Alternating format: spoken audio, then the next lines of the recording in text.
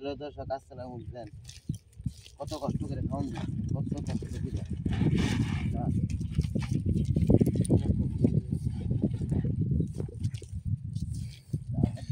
জমিতে মাটির উর্বরতা বাড়ানোর জন্য জমিতে সার প্রয়োগ করা হচ্ছে যাতে ফলন ভালো হয় জমির।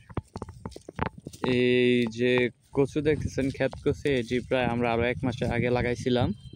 এখন এইগুলো আর কি জ্বালা গেছে, আর কি উঠে পড়ছে, সুন্দর করে জ্বালাইছে। এখন এইগুলোর মধ্যে সার দিতেছি, যে ভিটামিন তাড়াতাড়ি বাড়ার জন্য, দ্রুত যাতে বেড়ে ওঠে।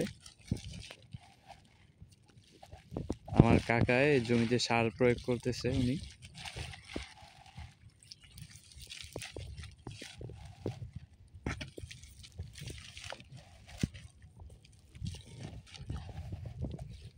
কাকা কিছু কইন, কইন কিছু। কয়দিন পরে কচু বেচবেন?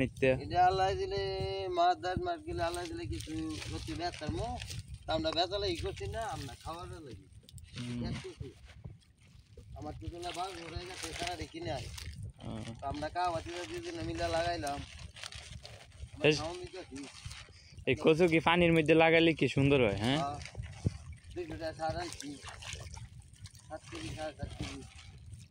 200 টাকার সার আনছে উনি, সার আইনা দিতেছে যাতে ফলন ভালো হয়। হ্যাঁ, মাটির উর্বরতা বাড়ানোর লাগে।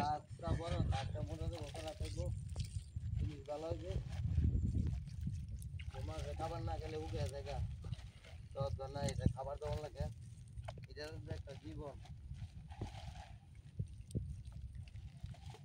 অনেক কষ্ট।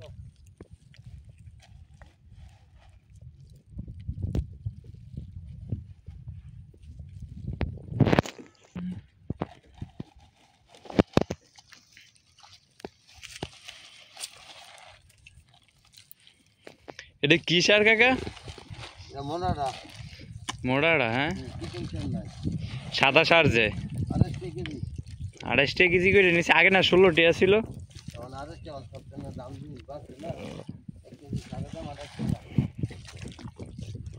এই সাইডে তো কচু লাগাই দিয়েছেন? হ্যাঁ,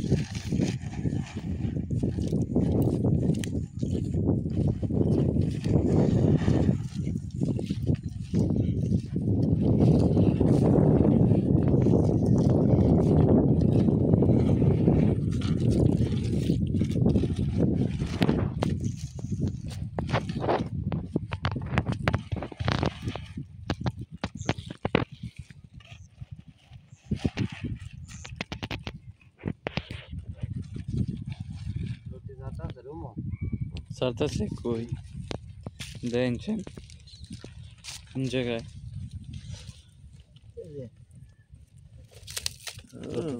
লতি সাইডও দিচ্ছে, দেখছেন? এইটুকু গাছে লতি সাইড দিচ্ছে। এখন আর অল্প কিছুদিন, 15 থেকে 20 দিন বা 1 মাসের মতন গেলে সব গাছই লতি ছাড়বে। তখন এগুলো বিক্রি করা হবে বাজারে।